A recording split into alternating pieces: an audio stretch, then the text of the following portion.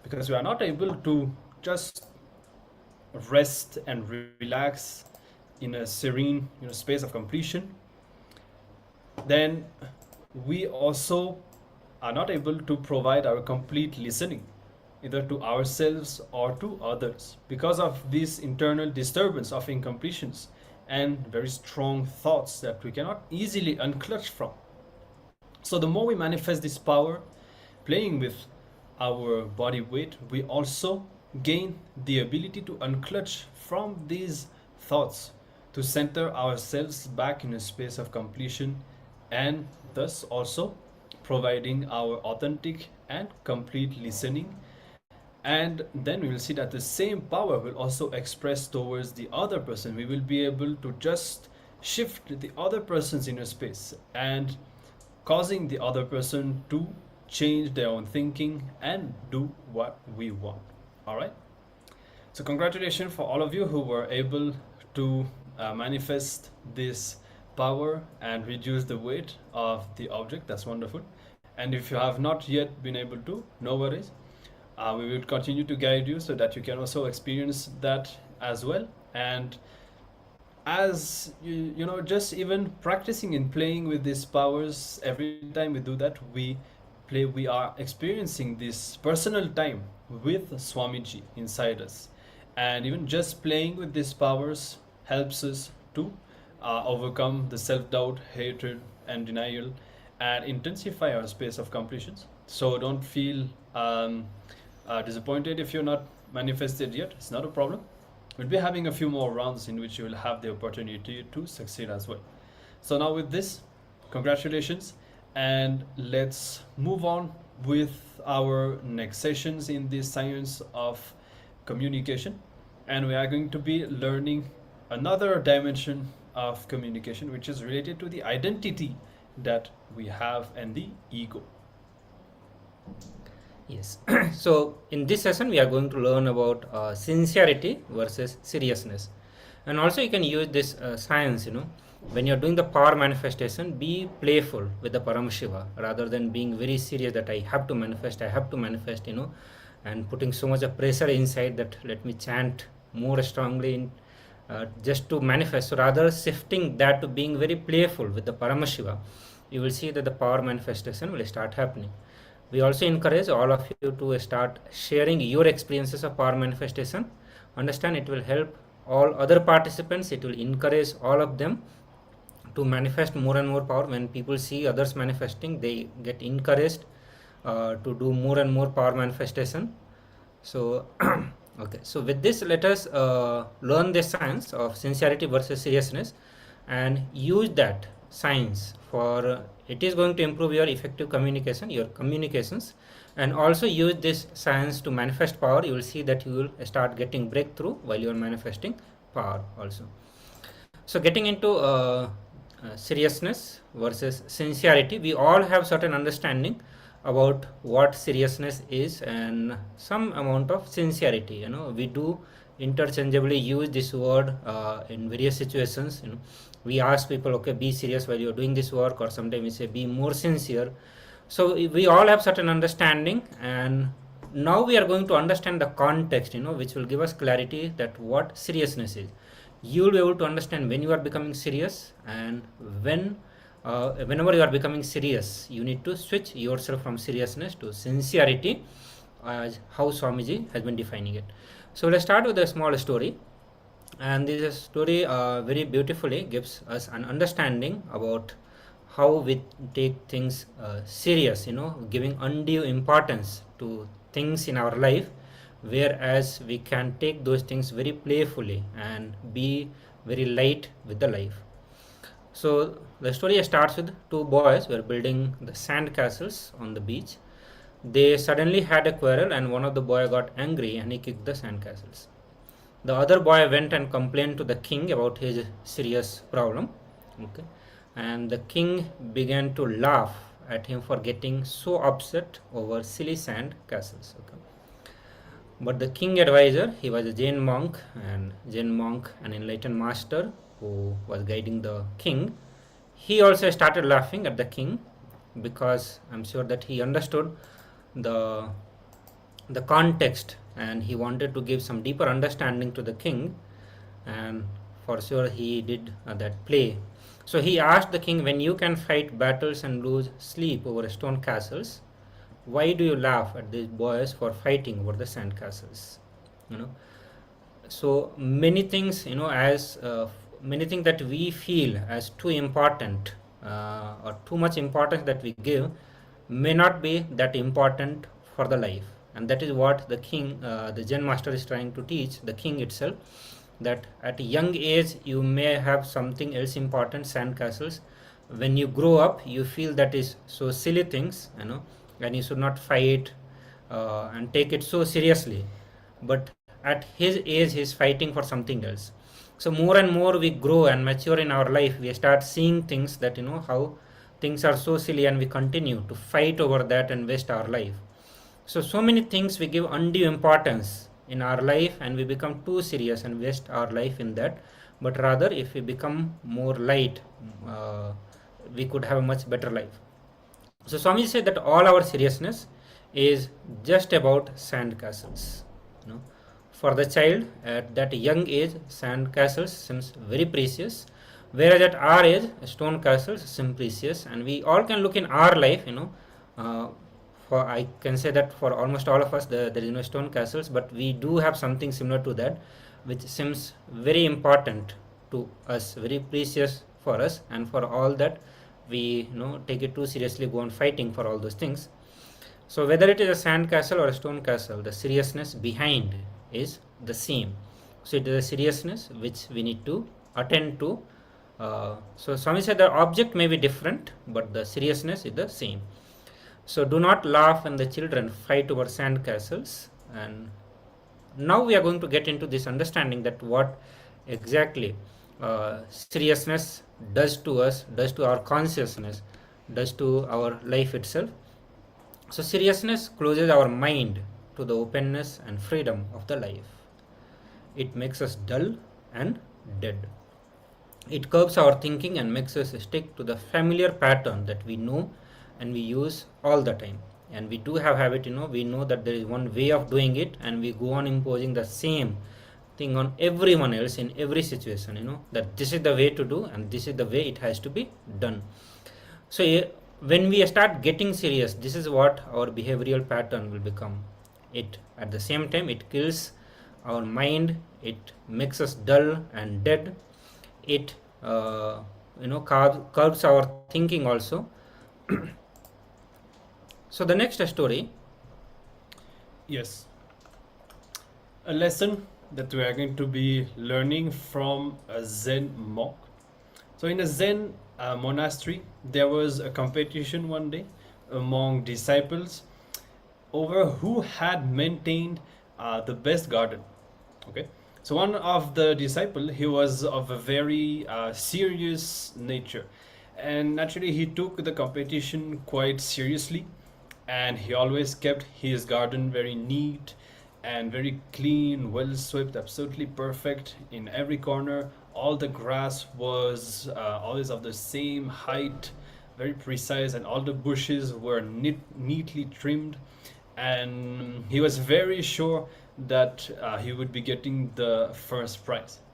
And on the day of the competition, the master went around all the gardens and having a look at all of them, and then he came back and he started ranking, giving marks for all the gardens. And this disciple actually got the lowest rank. So everyone was shocked, and the disciple himself was shocked, and he went to the master and asked, Master, what is wrong with my garden? Why did you rank me the lowest? I put so much effort, kept everything so perfect, much better than the others, but still I'm getting the lowest rank. How is this happening? And the master looked at him and he asked, where are all the dead leaves? A garden maintained in such a way is no longer alive. It is dead. So here, a very deep message that the master is giving. This disciple because of his seriousness. He was not creative, he was not spontaneous, he was not actually living. He was having a mental idea, intellectual understanding what should be a perfect garden, and his only understanding was, I will maintain my garden in this way, it has to be like this perfect. He was a perfectionist. And but there was no life, there was no art, there was no sentiment, no spontaneity in him. So the whole thing was very so dull, because fundamentally seriousness kills spontaneity and destroys creativity. So we can all look in and see, are we doing the same thing? Many times, either I can be, we can see in our family or work, we want things to happen in a specific way, and we give undue importance to things that are actually not that important. Okay, so now science has proved that when you perform a task in a relaxed and a very light manner, your thinking and decision making capacity will automatically be enhanced. They will be at their peak when we are relaxed and we are very light, not taking things seriously. But the same task, when it is performed in a serious manner, when we are too worried and too giving too much importance to whatever is happening,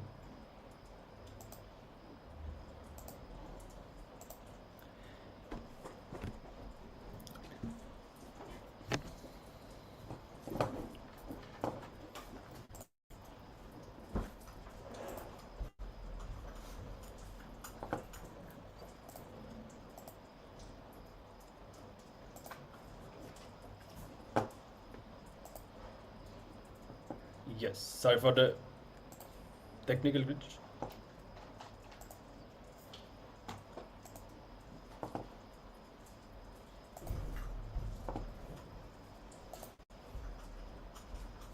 Yes. So when we give too much importance, and when we are too serious and too obsessed by the result and by the way things should be, even the way we perform, our very decision making and our thinking are drained, and everything becomes very complicated, everything becomes stressful. So here is a key understanding that we are having. Many of us experience stress, and we may be experiencing stress at work, and we feel that we feel demanded, we think that there's a lot of pressure, that things have to be executed in a certain way, and all of that.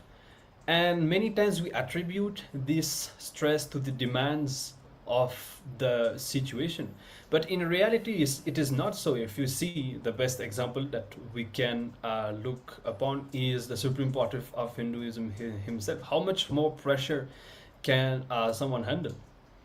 From, you can see in anything that Swamiji has done, being facing all the attacks, or establishing this nation, or handling thousands of things at the same time. Swamiji is never stressed even 1 inch. But we feel so much stress even in simple work situations or meetings, for example. That is because of our own seriousness, which does not allow us to be spontaneous and to handle the situation in the present with the required intelligence, spontaneity, and creativity that is needed at this time. Okay, so that is why we are saying that seriousness dulls your mind, curbs your thinking, and it drains your decision making capacities. Because when you do something too seriously, when you are too concerned about the result and continuously obsessed about the result and how things should be, you are actually not allowing yourself to perform at the optimum level. Yes. So Swamiji further say that we need to make plans, we need to think ahead, but it can be done with the sincerity. Do it with the sincerity, but not with seriousness. We need to understand that seriousness is not same as the sincerity. In sincerity, you focus on the task with enthusiasm and youthfulness. Sincerity is giving your task best without worrying excessively about the result. So this is where the difference comes. When you become too serious, that means you become too serious about the result, about the outcome. You are worried about the outcome only. You are not worried about putting your life during the entire time of doing that work or the project that you have taken up. But when you become sincere, when you move your attention from result, just focusing on the result, rather you have the plan, you desire for the result, but then you come to the plan and you start giving your best every moment in your life, and that is where you start becoming more serious. You start taking things with more enthusiasm, more youthfulness. You start adding more life, rather than being too serious and giving undue importance or being too stiff about the process. This is how it has to be done. And so here Swami said that the sincerity is giving the task your best without worrying excessively about the result. So when we are serious, we do not enjoy, we do not laugh, we do not celebrate the life. And when we and it's very difficult when you actually become serious, it's difficult to laugh. And so be sensitive. Being sensitive means being strong, being aware of everything. Being sensitive does not mean that you be open to everything. Being means when you need to say no, you should be able to say no. Understand, being unable to say no does not mean sensitivity. That is actually ego. Wherever you need to say no, you should be able to say no. Wherever you need to say yes, you should be able to say yes. But if you go in a different way, like when you need to say no, you are saying yes, that is ego. When you need to say yes and you are saying no, that is ego. That is the powerlessness that we entertain within our being. Then comes perfectionism and totality. So when we talk about seriousness and sincerity, we need to understand a bit about perfectionism and totality. So in general, we use about being perfect everywhere, that whenever we want to achieve something at optimum level, or when we use the word to perform your best, or any of the result, mostly we talk about the result, we want people to be perfect so that results are perfect. But here Swamiji is introducing another concept called totality. So Swami said that the perfectionism always comes from mind, and it becomes a goal for you. When you are total, it becomes a deep experience for you. So totality is literally you putting all your different energies that you have within the work that you are doing. Whereas perfectionism is more like the logical planning that you are doing. From the mind it is originating, and you have all sorts of planning, thinking that this logical sets of plan, or the set of logic is going to give you the best result. Rather, being in total means you use all the different energy system that you have, whether it's your thinking, verbalizations, or or the visualization, or your intelligence, or your ability to do the hard work. So many different energy system that we have in our body. Using all of that is being total. And when you become total, it becomes a deep experience. But as long as you try to become perfectionism, it is just a goal you may achieve at the end of this is generally achieved at the end. But when you start becoming total, every single moment will become a deep experience, and you will have the life at that time. Understand, all the comparison with other people begin with what we think of ourselves, and jealousy disappears when we understand our uniqueness. So here it's very important to contemplate on this as well. Many times the goals that we pursue are defined by what we see around us. We look at people and we continuously evaluate ourselves based on what other people do, and then we start thinking that we should also achieve the same be it having the same kind of achievements at work or in relationships. And so finally the whole lives become just a quest to fulfill these goals that are bothered from other people by looking at our people around us. And so naturally there's so much stress in our lives because we are continuously obsessed by achieving these goals, continuously worried and continuously focused only once again on the result, how life should be, just by comparing ourselves and with the jealousy about other people's success.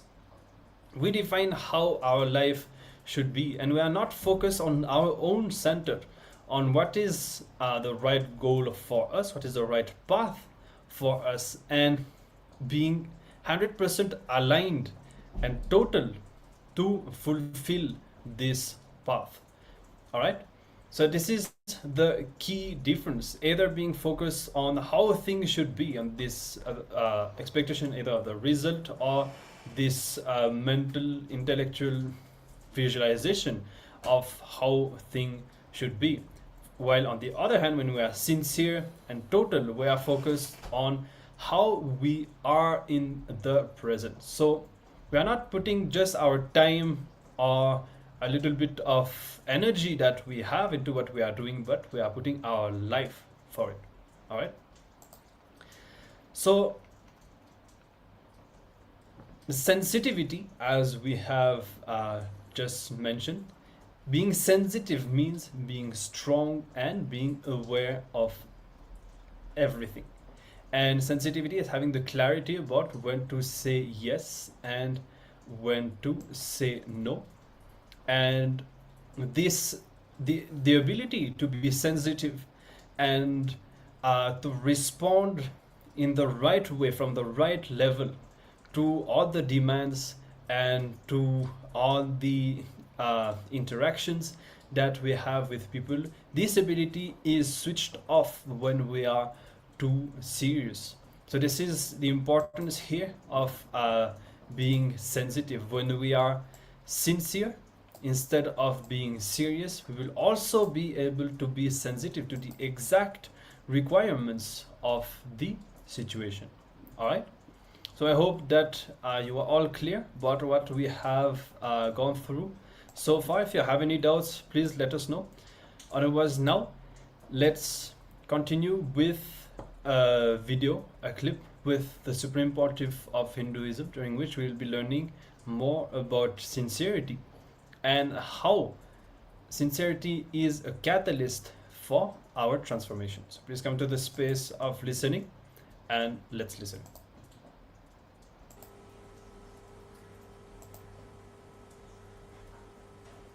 Today I'll share a few words about the great truth, sincerity.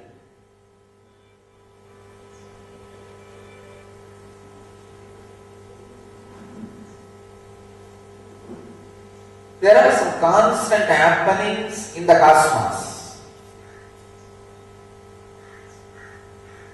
The absolute fact, truth is, there are some constant happenings in the cosmos. Like Jiva, the individual soul, Jagat, the world, Ishvara, the God,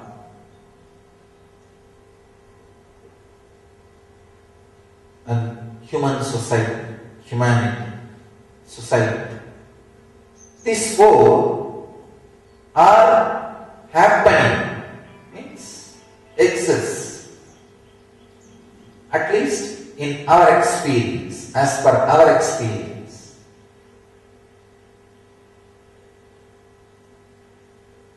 Understanding the secrets about all these four and experiencing oneness with all these four is ultimate enlightenment. Not having any discrepancy your understanding and reality, your understanding and experience is enlightenment. Please understand. An individual soul is understanding about the world, the cosmos, and his experience about the cosmos. If there is no discrepancy in between these two, he is liberated from all the sufferings given by the world, cosmos. Nothing in the nature, the cosmos, disturbs him. Same way, the individual soul, his idea about himself and his experience about himself, if there is no discrepancy between these two, he is liberated, he is enlightened. Same way, the individual soul, his ideas about God and his experience about God, if there is no discrepancy, he is liberated, he has experienced God. Same way, his ideas about humanity, society, and his experience about society, if there is no discrepancy, he is free, liberated. Sincerity is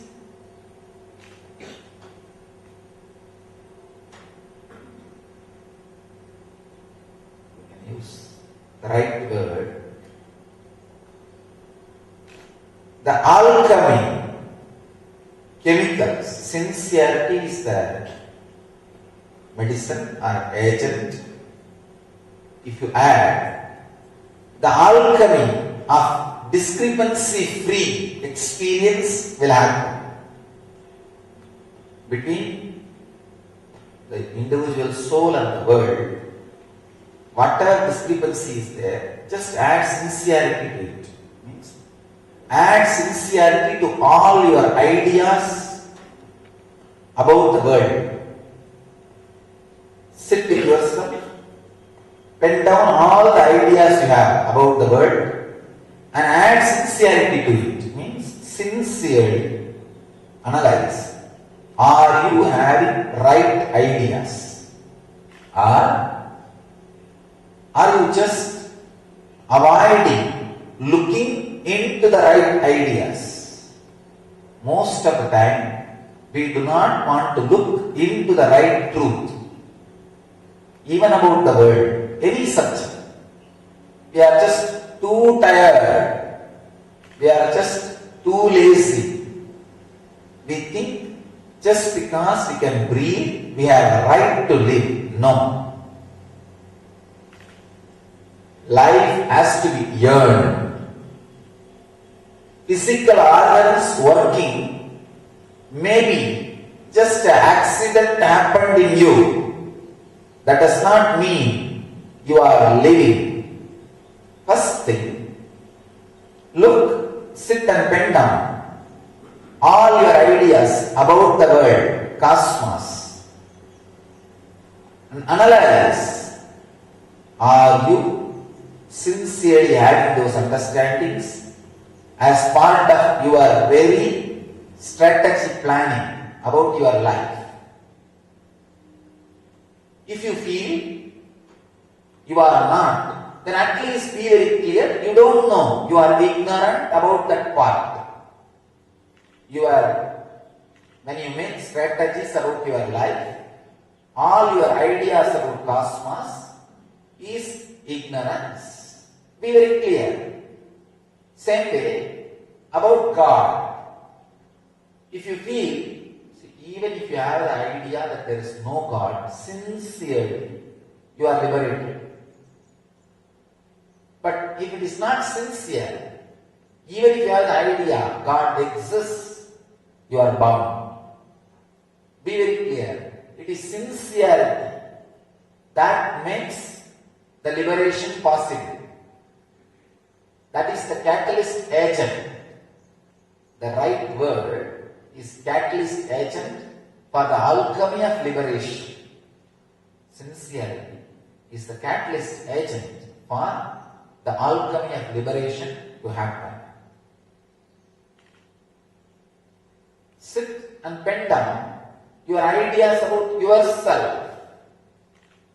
Find out, are you sincere about all those ideas, or is there any discrepancy between what you believe and what you experience?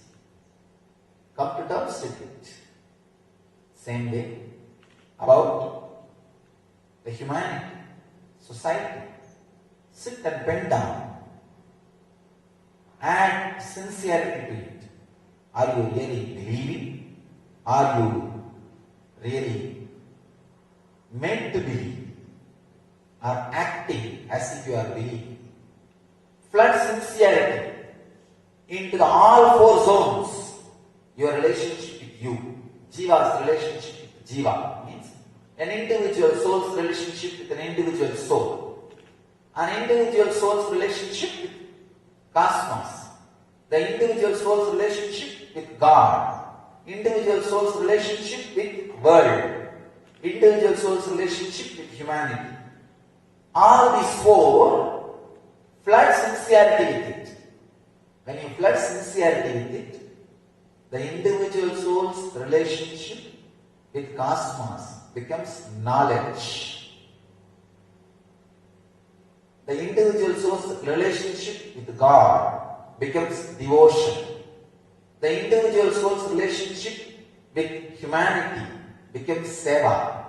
The individual soul's relationship with itself becomes dhyana. These four are the path for enlightenment. When you add sincerity, all these four understandings, whether it is a fact or just ideas put inside your system, will be analyzed when, see, it's like a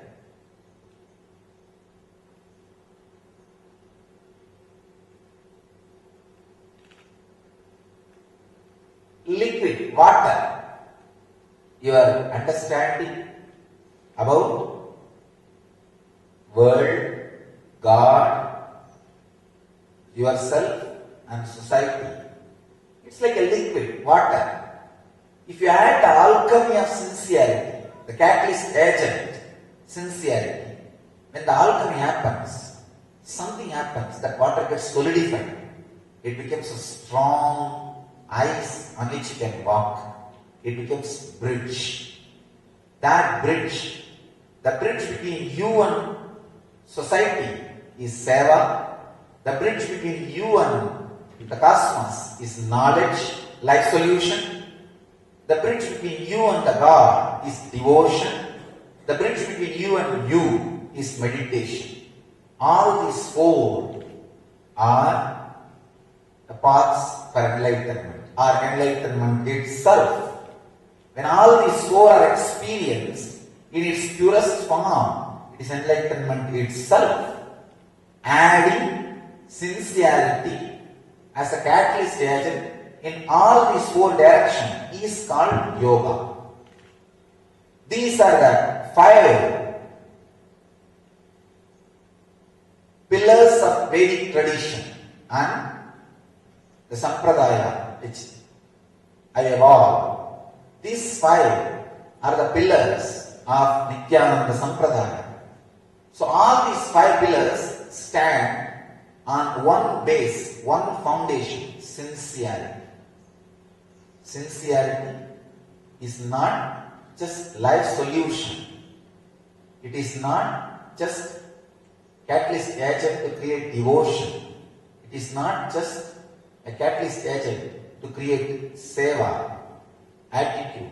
It is not just a catalyst agent to create dhyana or yoga. It is just base on which everything is standing. It is just base on which everything is standing. So understand, sincerity is the catalyst agent for the alchemy of enlightenment, to happen?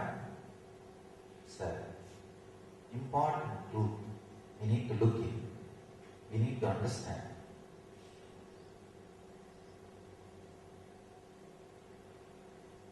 These 5 pillars which I am talking about, life solution, means your perfect relationship with cosmos, devotion, your perfect relationship with God, dhyana, meditation, your perfect relationship with yourself,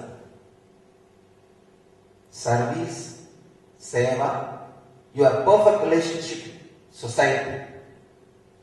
All these 4 happens just by one thing, adding sincerity to your existing understandings about these 4. Just adding sincerity, nothing else. This can be a powerful, most powerful process I've ever spelled out. Maybe it looks little difficult, but sitting and doing this, spending little time on it, is ultimate yoga. Sit and go on drilling, analyzing. I tell you, when you drill without ideas from others, you will evolve your own, and that will be your own. I always tell people, spirituality needs to be discovered. You need to discover your own religion. The religion given by your parents may not suit you.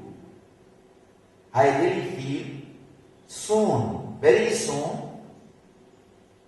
we will have a really free humanity, society. By the age of 80, people will have the freedom to choose their religion, their country, the country in which they want to spend their life, the religion in which they wanted to continue their life or seeking, and gender in which they want to live. We will have absolute freedom, medically, socially, psychologically. It will be possible by the time the person reaches 80, you will be given an option. What gender you want to choose? Male, female? What is the gender you want to choose? And religion. What's the religion you want to choose? They will be given an initial introduction about all religion. An unbiased, simple introduction of the facts and truths. So, it may have time. It may have the option to think, study and think, yes, this is what suits my mentality. This is what suits my mental setup. So this should be my religion. And same way, among the genders, so if you choose male, if you want to be female, if you want to be gay, if you want to be transgender, these are all the options you have. If you choose this, this is the way you will live. If you choose this, this is the way you will feel about you. If you choose this, this is the way you will experience about you. Come on, have a choice. Same way, whether it is physical setup or mental setup, even the language. By the time you will evolve a system, in a very short time, that language can be downloaded into your brain like a software. It will be simple, understand. And we will evolve a system, of course. Already it is evolving. Now the kids can learn the language before birth. The mother is taught continuously some special words through a special rhythm. The kids, when they happen, in a very short time, they are well versed in the language. So the same thing can be done to your brain. I really hope for that day. Of course, it's not too far. Very soon, we will experience. By the time a child is 18, he will be given a freedom. The world government gives the freedom. Which country you want to live? What the profession you want to choose? What the language you want to choose? And what the gender you want to choose? And what the religion you want to choose? I feel that is the heaven, the society which has ultimate freedom and which gives all possibilities, which presents all possibilities in front of you and asks you to respond. Then naturally, every being who chooses any possibility will be having responsibility. So, sincerity, when it is added to you, you discover your religion. You discover your own religion. Please understand, when sincerity is added to you, you will find out how much of devotion is needed, how much of life solution is needed, how much of meditation is needed, how much of seva is needed to plan the strategy for your life.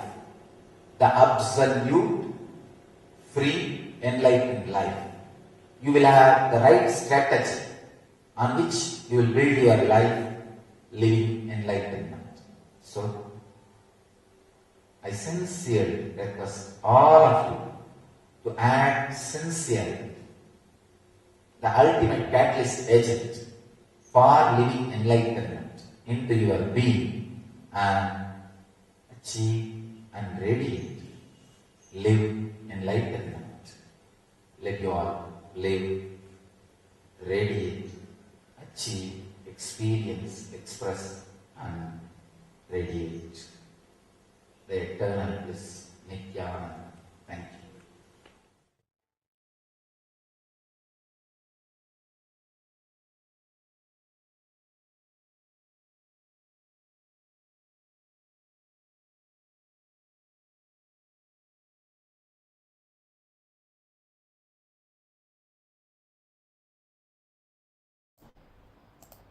Yes. So as we have learned, sincerity is a bridge that allows us to be total in all dimensions of our life. And when that happens, when we bring sincerity and experience this totality in whatever aspect of our life, then only we manifest or we experience the best of that. Because sincerity fundamentally is about having a pure will without the influence of ego or any of the incompletions that we have. Okay, so this is to make it simple in a nutshell. And now in our next session, let's spend time internalizing and seeing how we can apply everything that we have learned. So to start with, the first assignment, just pen down 5 places in your life where you are serious. Okay, when you're too serious, and you'll see how being serious is affecting your life. So how it affects your completion with yourself, with others, your performance, as we have mentioned, how it creates so much stress inside you, how you are not able to be creative or spontaneous or to enjoy what you are doing, creating unnecessary pressure. So see for each of these incidents, each of these instances, how seriousness is affecting your life. So write in detail everything and complete. Once you have done writing, do the completion and decide to drop the ego and restore sincerity in each of these dimensions. So let's start the exercise. If you need any guidance all throughout, you can let us know in the Zoom chat.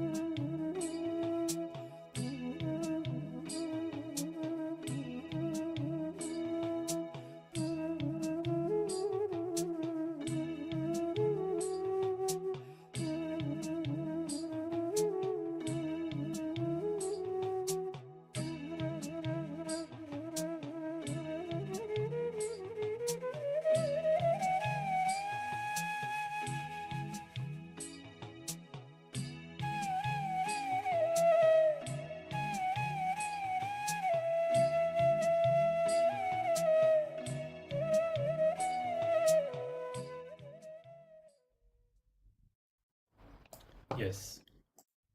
So we're now coming to the conclusion of this internalization exercise.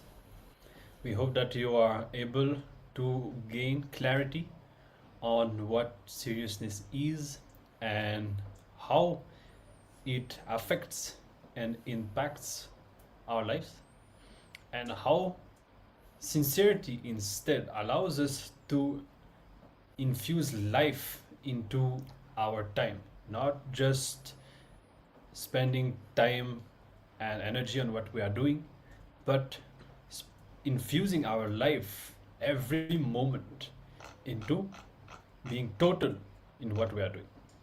Okay? So now with this, let's move on to our next session and our next round of the power manifestation. Today we are manifesting the Ashta Mahashaktis, and the next power that we are going to manifest is going to be decreasing the size of an object. So I request all the participants to get ready to manifest this power.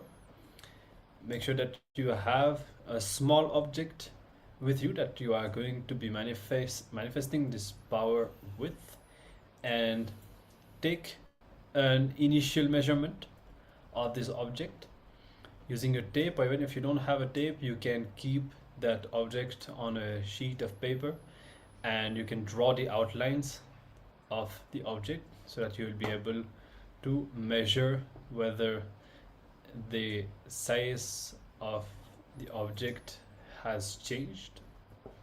So it'll give you a few moments to take this initial measurement. Meanwhile, reminding some of the fundamentals of the power manifestation. These powers always manifest from the space of oneness. So each power manifestation, each time we sit to manifest the powers, we are sitting directly with Swamiji. It is the time, the personal time that we are having to spend with Swamiji, where there is no difference, there is no separation between us and Swamiji. This power manifestation allows us to overcome all our obstacles, and every time we manifest the power, our confidence in this whole science, in whole transformation shoots up, and our inner image becomes more and more aligned to the truth that we are Paramashiva. So do not miss, even if you feel that you have not been successful or that you have not really changed the size or the weight of the object in the previous rounds. Continue to manifest. Even just playing with this power will do a lot of good and will help you to overcome all the self-doubt, hatred and denial that you have. And also one more thing, remember that since you are initiated into this science, the moment you sit to manifest the power is already manifesting. This happening is already manifesting inside you. So you don't need to struggle to manifest. You just need to recognize that a manifestation is happening and allow it to manifest more powerfully by intensifying your experience of oneness with Swamiji. This is the context. All right. So now with this context, with this clear understanding, I hope that you have finished taking the measurement of the object by now. And let's get ready to start and manifest. So please sit with your head, neck and spine in a straight line. Bring your awareness to the third eye. Start chanting the Mahavakya, Om Nityananda Paramashivoham, remembering Swamiji in your inner space. You can visualize Swamiji's form in your third eye and experience the space of oneness. Keep your intention on intensifying your experience of oneness, and you will see that Swamiji will manifest the power through you from that space. All right. So now let's the power manifestation begin.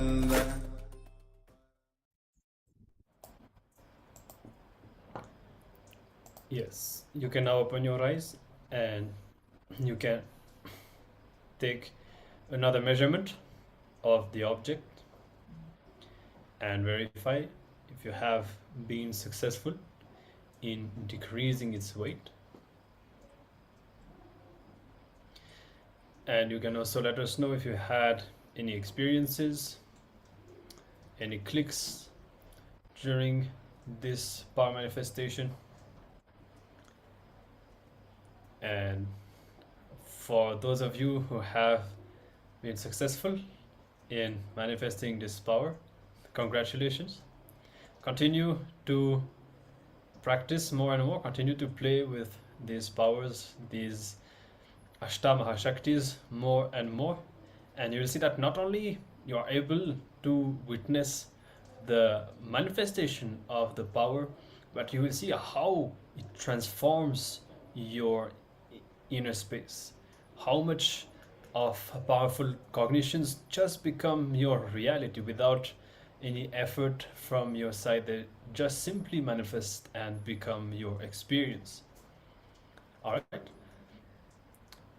great. So now with this, let's continue with our sessions, and as we explore this science of communication further, our next session is going to be on what is ego.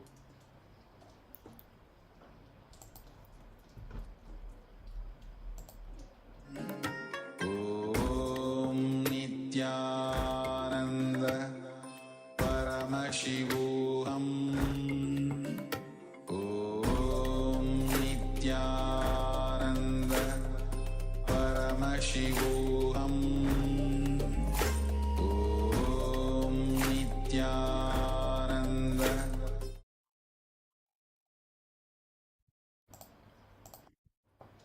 Yes. So next we are going to understand about ego and connection with the nature. There are many things that when it comes to communication with other, there are many things that you verbally tell people, and then there are many things that your space conveys to other. The kind of samskara, that kind of completions or the kind of incompletion that you carry, that also tells a lot about you to others. That's what we see when it comes to the others image. Whatever way we project to people, we go on projecting our outer image in one way, but people have their own opinions and ideas about us, and that's because lot gets conveyed just by our lifestyle, the way we present ourselves, or the kind of completions, incompletion that we carry. And this is what we are going to learn, and we are going to do the completion process so that our communication can become more and more effective. We can bring more and more completion within ourselves to improve our communication. So we are going to start with another story, or rather I say the incident from the life of Supreme Pontiff of Hinduism. And these are just a few days right after Swamiji got enlightened, and this is from Tamil Nadu, which is one of the state in southern India. So one evening, Swamiji was sitting in a very relaxed mood in a forest, and his eyes were open, but he was not seeing anything, as there was no information going inside and getting processed.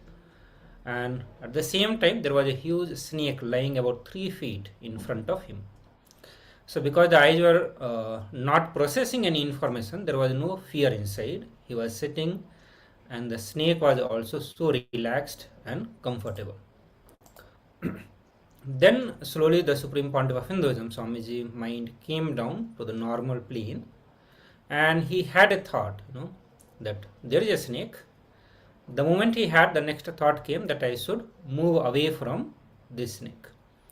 The moment the thought snake came in his inner space, he saw very clearly that the snake also felt disturbed, that there was a man in its presence. So because Swamiji inner space is completely pure, and whatever thoughts or this is happening, it is only for revelation of certain science to all of us. So he was very clearly able to see that every single thought, the thought that is happening within him, is getting communicated to the snake which is there. So it is not, not just the human being, but even the nature, animals, everything else is able to feel what is going inside in the other's inner space. So until Swamiji felt that there is a snake, the snake never felt that he is a man. Until he felt the fear, the snake never felt threatened by him. So the moment, we can just relate, the moment we have fear about some person, the person is also going to feel threatened.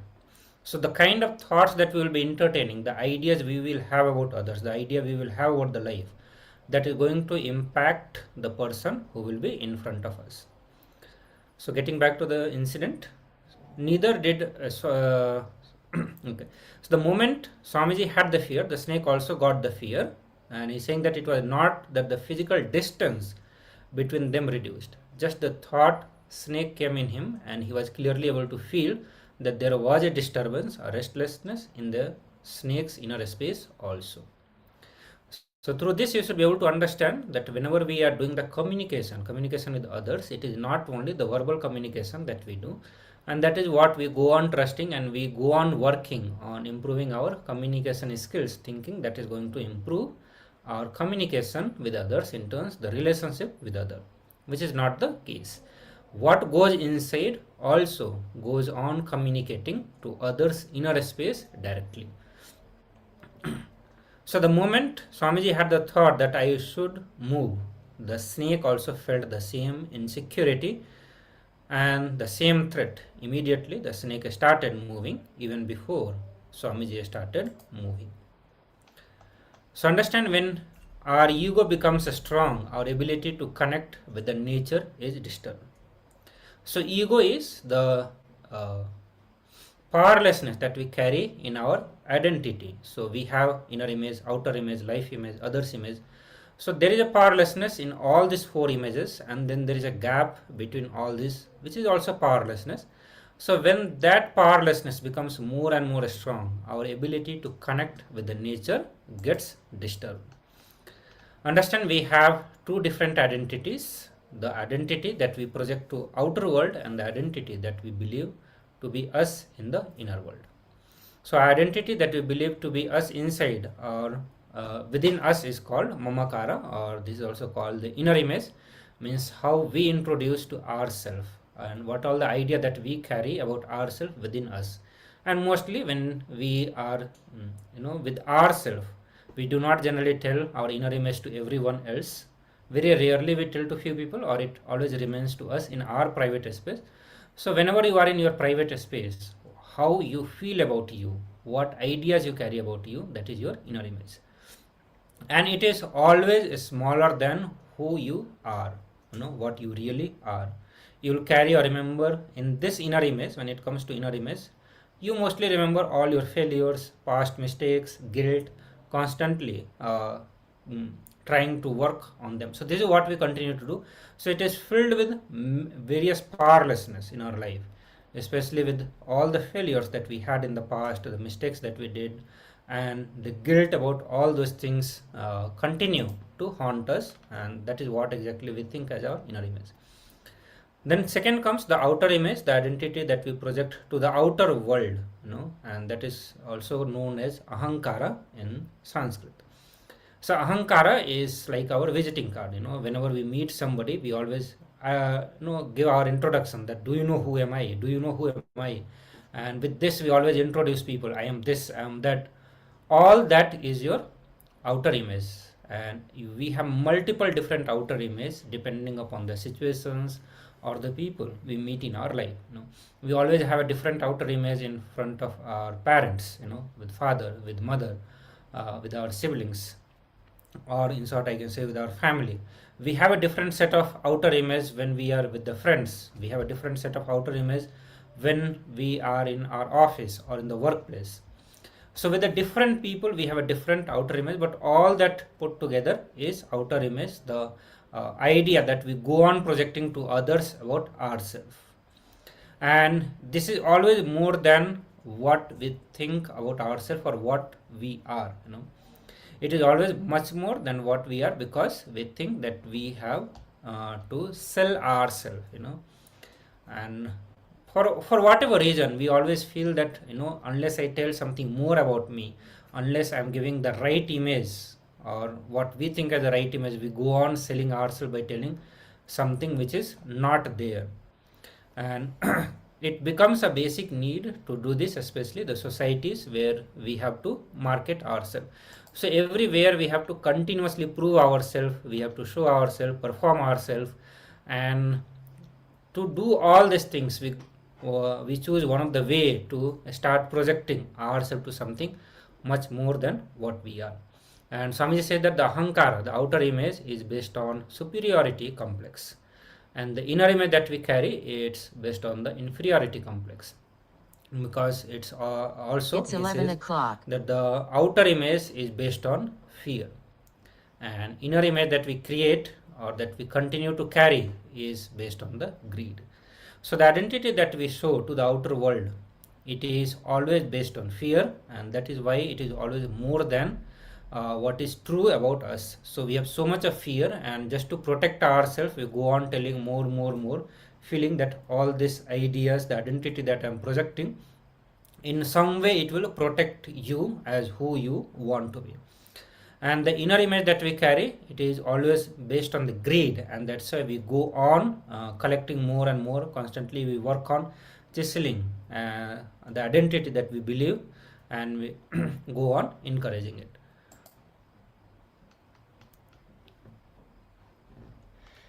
So, a small story on this topic. A man arrived home after giving a series of leadership talks to groups of employees at a company. And his wife asked, "How did the talks go?"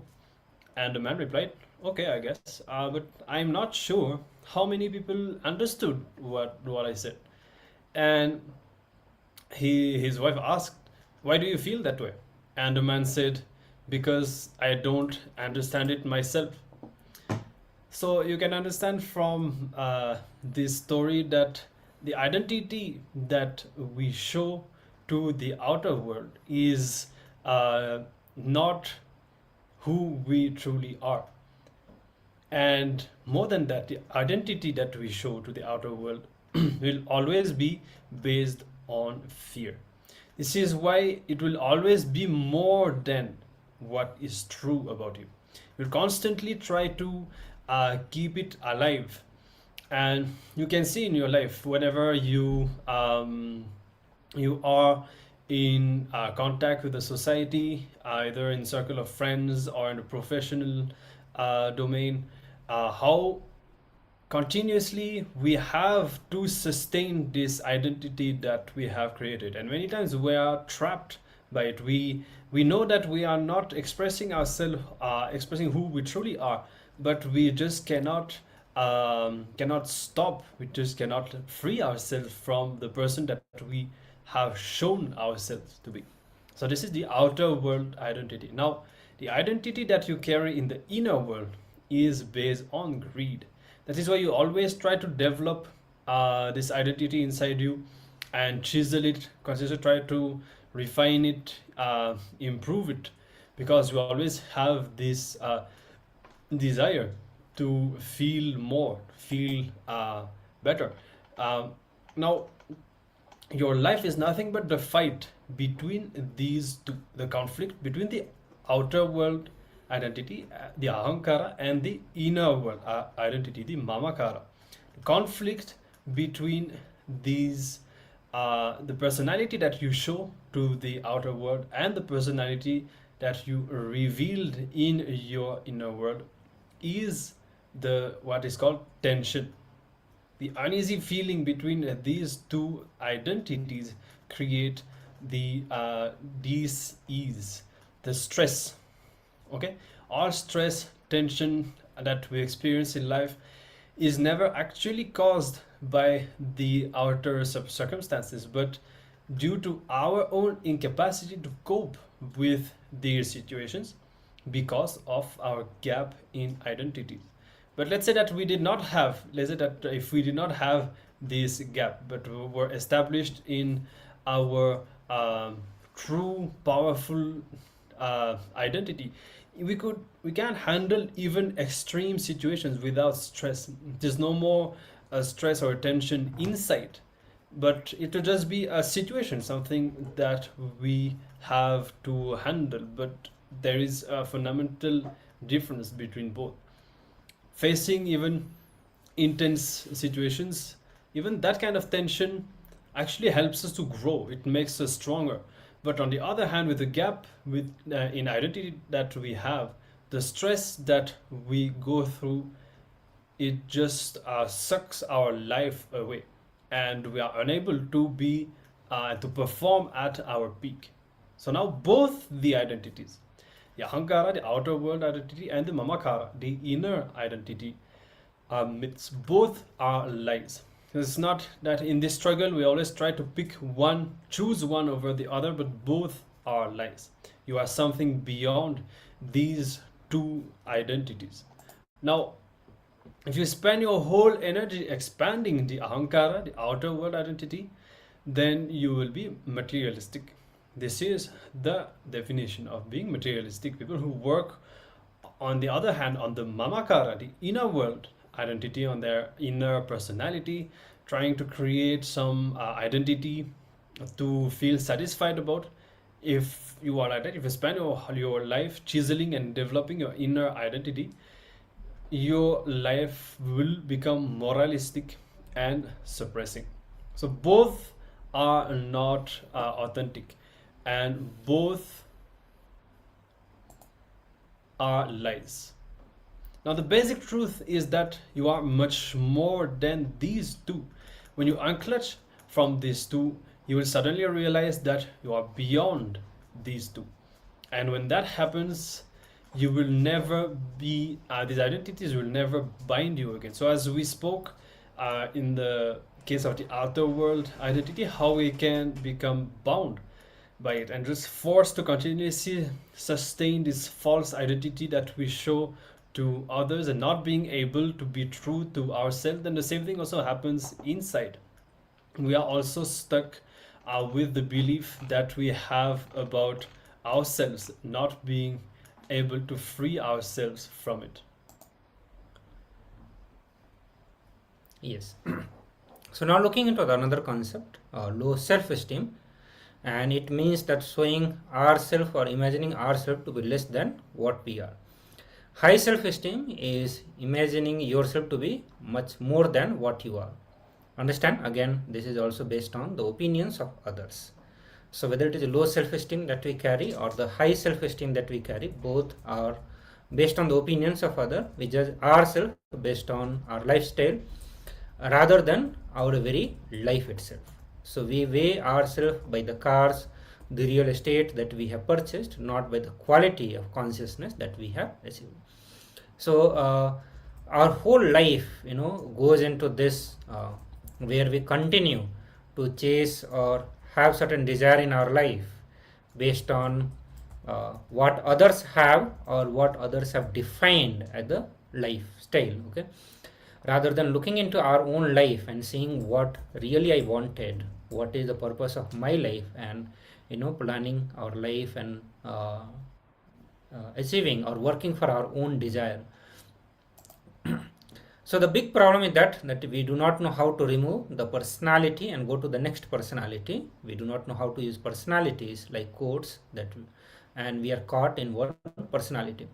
So since we are not introduced to the science of completion, which Swamiji himself has given, we all, as long as we are not introduced, we continue to be caught in the personality that we have. Means we continue to have the same identity. On top of it, only all the process, all the things that we attend, whether interpersonal communication skills or transforming the various skills, whatever kind of a skill training that we go in the outer world, or the personality development, all it works on the personality that we have already. It continue to maintain the identity that we have.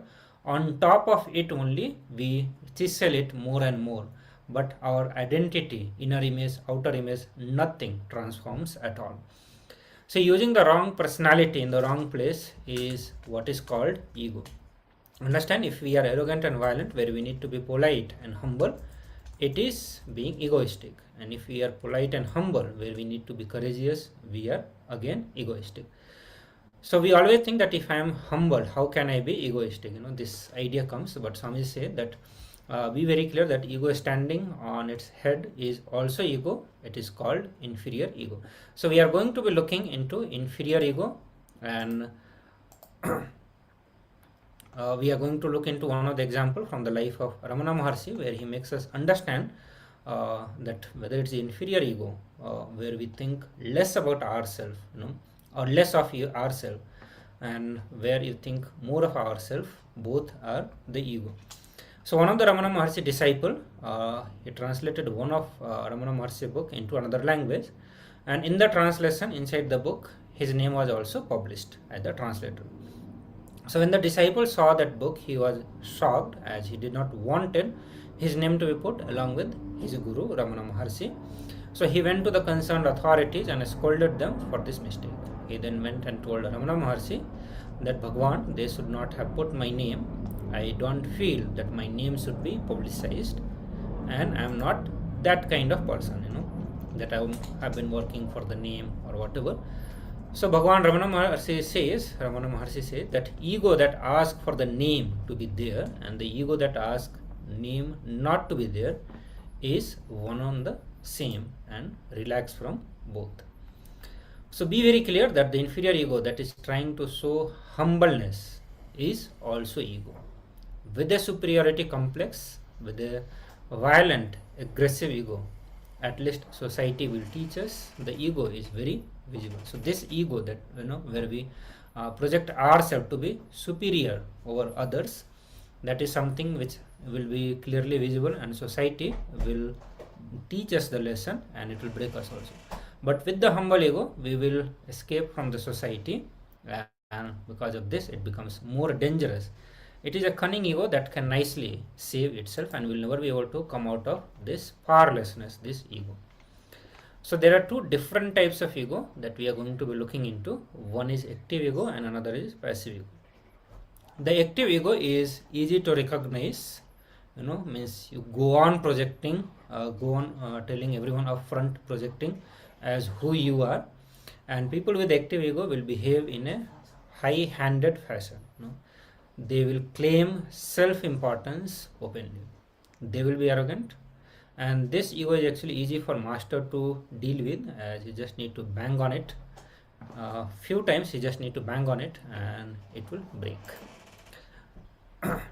So understanding this active ego, one of the smallest story that Swami shares here, that a psychiatrist asks his patient if he is suffering from the fantasies of the self-importance, and the man replies that absolutely not, and he says that in fact I think much less of myself than I really am. Okay, so a person who has an active ego will not be willing to let go of it at any cost. Some way or other he will find to boost himself and continuously try to tell about himself that who he is. But the passive ego is very subtle and cunning. People who have a passive ego will pose as being very humble, and they lack courage to face people, shying away from taking credit of what they do. But the worst part of it is that they think that they are like this because they are not egoistic. They think they do not have ego, and that's why they are not able to face people, or they are shying away, or they do not want to take the credit. But actually they are so carefully guarding their ego from getting hurt by unconsciously thinking that they are humble. So people with active ego are like dried hard twigs, and they can be broken easily.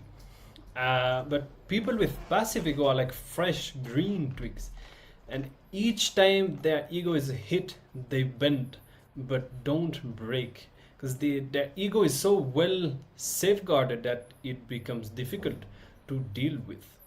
So actually they work very hard to safeguard it, but in a sweet and passive way. So the passive ego is much more difficult to get rid of than the active ego. You care so much about others' opinions about you. You cannot bear to suffer hurt to the ego that you have nurtured so carefully all these years, because this ego is like has become your very anchor point. If it is jolted, then you feel anchorless. So with the excuse of being humble and obedient, you keep quiet, but you miss one more opportunity of exposing your ego, especially when we are in the master's presence. Hiding in this way and keeping quiet, we miss the opportunity to get rid of that ego and being liberated. Now there is one more play of ego that we all nurture so well. So we have learned about active ego, and we have learned about passive ego. Of course, we'll be internalizing about these two in the internalization exercise. Now the third type of ego is called social ego. So you feel that your life is highly private to yourself and that no one should be let into it, and you're afraid that your whole image might come crashing down and there will be nothing to prop you up in the society. This is social ego, and it is more of an identity for you to experience than for others. Because this is a way in which we protect ourselves also. We are very careful about how we show ourselves to the society, and especially how we should not show ourselves. But if you can show yourself to the world as you are, you will be much more relaxed, because then there will be no pressure to cover up anything. Now, because of the social ego, we are always self-conscious. We think we continuously think that people are looking at us and talking about us all the time. But what you need to know is this self-consciousness is a direct trait of egoism. You think that you are a very big person, entity, and that everyone's eyes are on you all the time, and that is why you get self-conscious.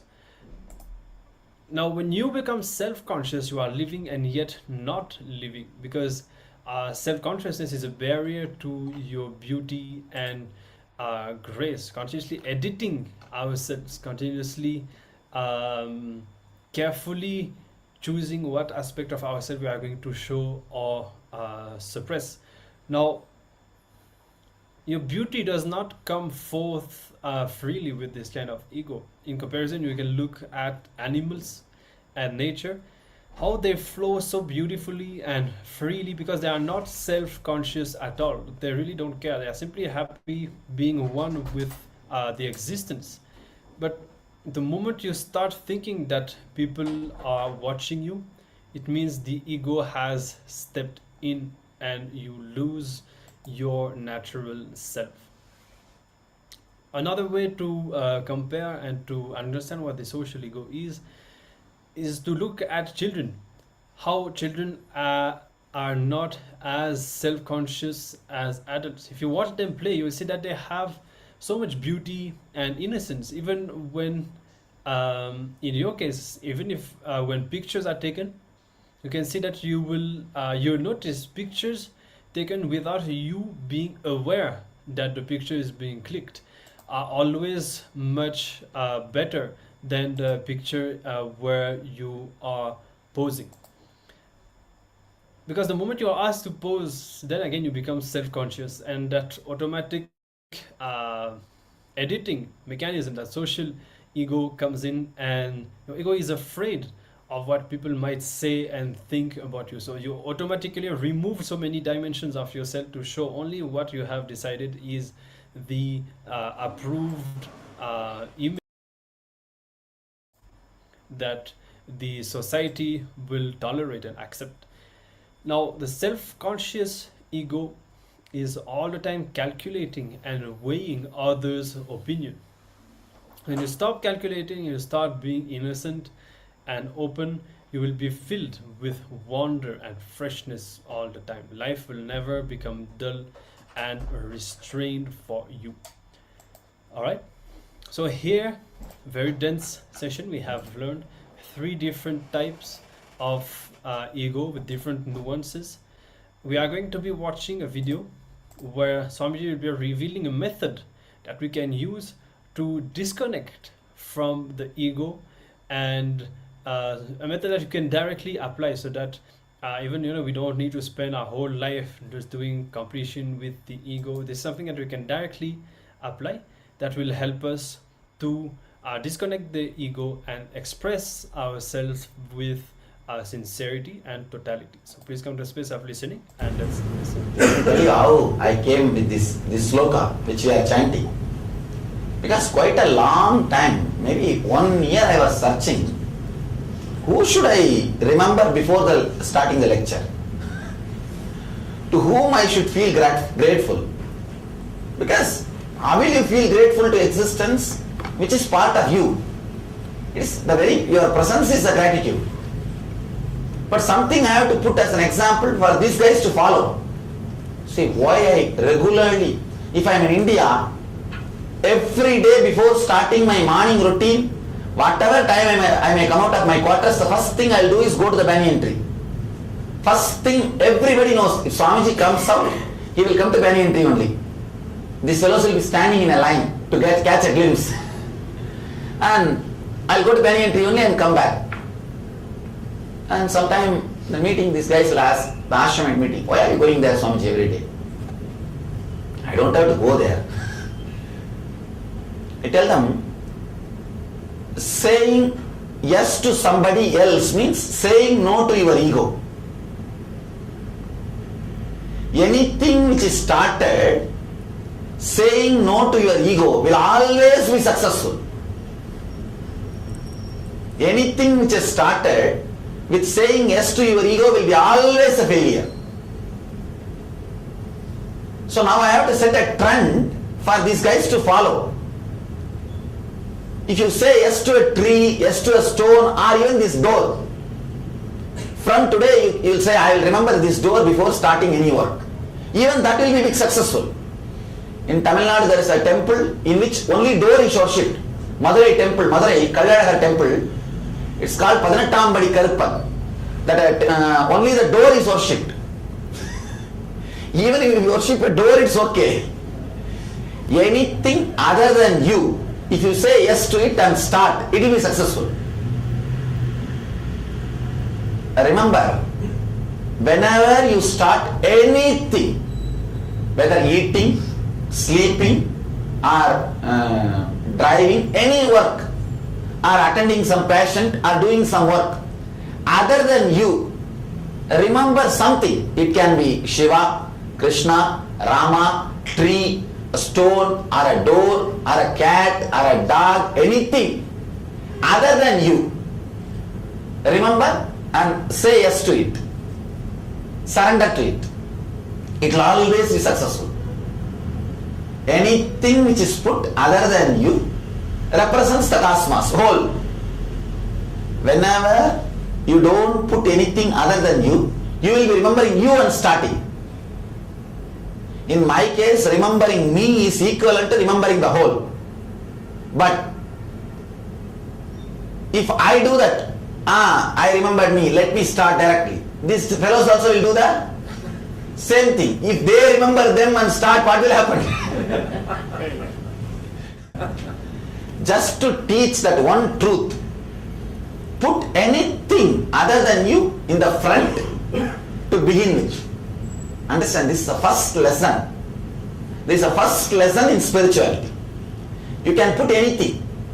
That's not a problem at all. Even an ordinary milestone is enough. In India, there is a survey, if you guys, it will be very funny. When the British laid the roads, 40% of milestones have become gods and temples by the local villagers. Then they changed the color of the paint. Earlier it was yellow and red, which is very auspicious for our Hindus. So all milestones have become temples. What to do? So, and milestones almost look like Shivalinga. And they have to change the whole tradition. See, Even milestone can lead you to God. You don't have a problem at all. Actually, if you see our Anandeshwara, it is like a milestone only. Little thin, that's all. See your Anandeshwara. But so much of respect and love and the thing we are offering, the surrender we are offering, just by our very surrender, the auspiciousness happens. So I was thinking whom to give gratitude, what to do. Finally I came up, this is the best thing these guys can do. Remembering the master's tradition, who are responsible for the enlightenment stream, living stream of enlightened beings on the planet Earth. So when you chant this mantra, Sadasiva Shamarambam Shankaracharya Madhyamam Asmadacharya Pariyandam Vande Guru Paramparam, you remember the whole enlightened master's lineage. Enlightened master's lineage, which is responsible for keeping the enlightenment on the planet Earth.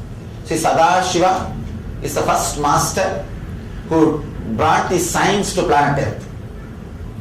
And Shankara, see, Shankara is the rare combination where Jnana Parampara and Guru Parampara meets.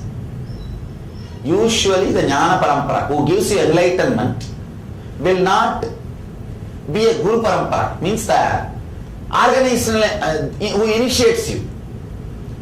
See, person who gives you, who is Acharya, who gives ordinary initiation, inspiration, who runs an organization, and the person who gives you enlightenment, it will always be two separate, usually. With Shankara both meets and merges. And again in me you can see both meeting and merging. Blessed are those for whom Jnana Parampara and Guru Parampara is same. Sangha becomes Dhamma when Buddha is alive. Understand? Sangha is Dhamma when Buddha is alive. Organization is science of enlightenment when Buddha is alive. So in Shankara's case, both of them become one. Again, in my case you can see, both of them have become one. Where the Jnana Parampara, the enlightenment and organization, both of them have met and merged. I want to tell you how this rare combination happens. Enlightenment always brings a tremendous freedom. Tremendous freedom. That is why these guys can never be controlled and can never be put in any tradition. See, whenever freedom expresses, it just breaks the conditioning, parental conditioning, so thoroughly, you do much more than what is needed. Now, Narasimha killed the Hiranyaksha. To kill Hiranyaksha, you don't need to tear him to pieces and remove his intestine and wear it as a garland. No need for so much. Just cut his head over. But he goes to the extreme of ensuring that is not actually necessary. Freedom expressing in a little healing way creates a Jnana Parampara and Guru Parampara together. See, what I am talking is a very strong, basic truths of how religions are created. How religions are created. If he is little healed and if he has got some roots to go into the established organizations in a very friendly way, he will become a culture. Otherwise he will become a, because his freedom is so amazing, very rare combination of this freedom and that respect for the tradition. See, whenever this freedom expresses through a body, The respect for tradition is lost. Need for the Sangha, need for the library to be kept alive is lost. Whenever the need for the library to be kept alive is there, the freedom is lost. Understand? And it will be very strange scene. The same website, Paramashivoham Swami Maharaj garlanding me photo will be there. The same website will have this photo. Unfortunately, yesterday I did not allow. Both will be, and it is not even hidden. See, we are not even hiding. We are not giving too much information unnecessarily to people. That is different. A person who can be broad enough to understand every click, every initiation can help people to go further and further. Only can be a person where the Sangha, the Jnana Parampara and Guru Parampara meets. Understand, you need to be so broad enough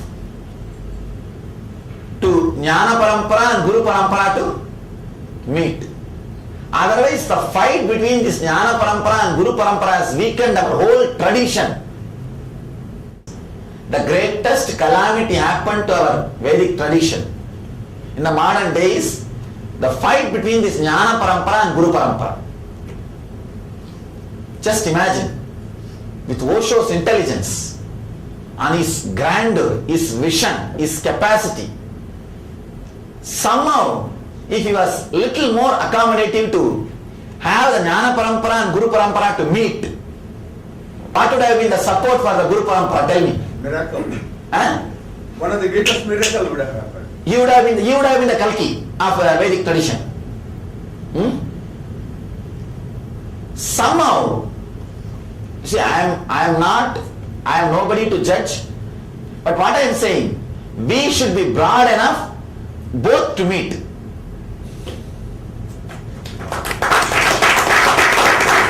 We should be broad enough both to meet. Tremendous freedom of Osho and the tremendous respect for the tradition like a Paramashivoham Swami Maharaj. But we should be a base where Jnana Parampara and Guru Parampara meet. Shankara was the key person where Jnana Parampara and Guru Parampara met in those days. Those days itself, he was a great master who kept the Vedic tradition alive. And same way, he was a great master to create a new interpretation on the commentary. He was the first guy who organized the whole thing back to life. Back to life. Then afterwards only I selected each word. Actually I thought of putting many, see Sadashiva Samaramba, that line no controversy. That's ultimate. Whether Shankaracharya Madhyama or Ramakrishna Madhyama or Ramanaya Madhyama, that I was debating for quite a long time. For quite a long time I was debating. Then finally I saw Shankara seems to be much more juicy and stronger, bigger platform where the flight of tradition and freedom both can land and take off. So that's the reason I finally decided Shankara is a person. In him the freedom also landed. See how today I am trying to be a bigger platform for tradition, the respect to the tradition like a BAPS to land and the freedom of Osho to land. Shankara was the platform for bhakti, jnana, everything to land. He was the platform. He was able to speak the highest Advaita and the Bhaja Govindam, Govindam Bhaja Mudamade. Somebody was telling me, no, all the scriptures attributed to Shankara, stotras attributed to Shankara are not done by Shankara. Understand?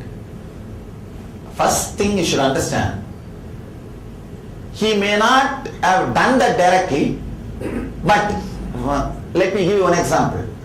I may not have written a book directly, But unless it expresses the ideology for which I stand, it can't be attributed to me. Am I right? It cannot be attributed to me. Suddenly you cannot write a book on how to create aircrafts and attribute it to me. Or how to create the parts of the train and attribute it to me. No. Only the spiritual literatures which stands for the ideology I represent can be attributed to me. So even though whether he wrote or not, the very book attributed to him means he stands for it. He stands for it. So he was the great platform where the whole thing was able to meet and merge. That's the reason I chose Shankara. Shankaracharya Madhyama. Then Asmadacharya Varyandam. Here also I had a third line, we had a Nityananda Varyandam. I said, no, I am not last prophet. I am not going to be last prophet. That's the reason I made the word Asmadacharya Varyandam, so that the masters, enlightened masters lineage is going to be there. See, after I leave the body, single person may not represent me, but there will be a group of enlightened masters carrying the mission forward. So our disciples, the next generation disciples also will be able to repeat the same word if it is just Asmadacharya Varyantam, till my master, till my Acharya. That's the reason I left the word Asmadacharya Varyantam. Vande Guru Paramparam, so that you can continuously remember. So this is the beautiful verse to remember all the great beings who added juice to planet Earth. Juice to planet Earth. Try whenever you do any big work, remember all of them. Put them all in the front and then start. You don't even, if you don't remember, of course you can't remember all of them, even one or two is okay. Whoever you remember. If you have read Shankara's literature and feel connected, then Shankara. If you have read Ramakrishna's literature and feel connected, then Ramakrishna. Or if you feel connected with me, then remember me. That's all. Anyone in that lineage, put always them front and then start. It will always be successful. It will always be successful. That's the reason I designed this Sadashiva Samarambha, Shankaracharya Madhyama, Asmadacharya Varyandam, Vande Guru Parampara.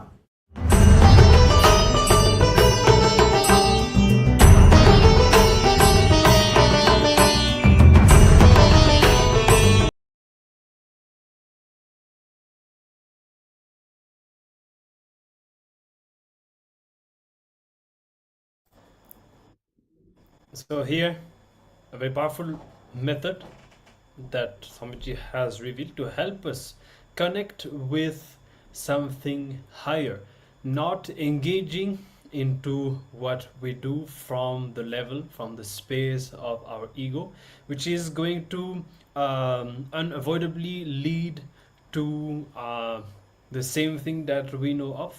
Whatever we have in our inner space, that decides what we create, what we manifest in our life. So as long as we are identified with this ego, with this identity that we have, then this is going to be also what we are going to continue to create and sustain in our lives. But when we identify, when we connect with something higher, or even as Swamiji says, it could be anything, or just someone or something other than ourselves, then we disengage our ego and we start to live consciously. All right, so now let's move to our internalization exercise, where we will have the opportunity of contemplating and applying everything that we have been learning so far. Yes. So this is a four-step process that you are going to be doing, and in the first step you have to identify and pen down where you are acting out of active ego. You are very vocal about projecting your outer image, and you have to also write it down through which word you are expressing it, so just look into few of the incidences from your life and just see that how you have been projecting yourself. Then the second step, you have to identify and pen down where you are acting out of passive ego and through which words it is expressing in you, where you feel where you shy away or do not try to take the credit of what you are doing. So those incidences you have to recognize, and you also have to see what are the words through which you express this in you. Then you are going to identify and pen down where you are acting out of social ego and through which word it is expressing in you. So the various kind of images that we built, which we go on projecting in the society, or when we want to relate with the society as a whole. So those kind of ego, you are going to, those kind of identity, you are going to write as the social ego. And after you have done all the 3 steps, first, second, third, you are going to complete and decide to align to the Guru's word and teaching. So one of the important lesson that we learned from this video, where Swami says that whenever you do any of the work, when your identity, when you give importance to yourself, it will not happen. The moment you start with giving it to somebody, something higher, in our case it will be Swamiji. So when we start any work with the Swamiji name, it is going to be successful. He says, Swamiji further says that even when you attribute it to even the doors, it is going to be successful. Anything that you can decide that you start with their name. So whenever you start with your name, means when you give importance to yourself in any of the work, that work does not become successful. And when you do not give importance to yourself and give it to something else, the work becomes successful. So first recognize all these 3 different kind of ego game that we play and through which words we continue to express. Once that is done, then you decide to complete and align yourself. So let us start this assignment. We'll have few minutes for this.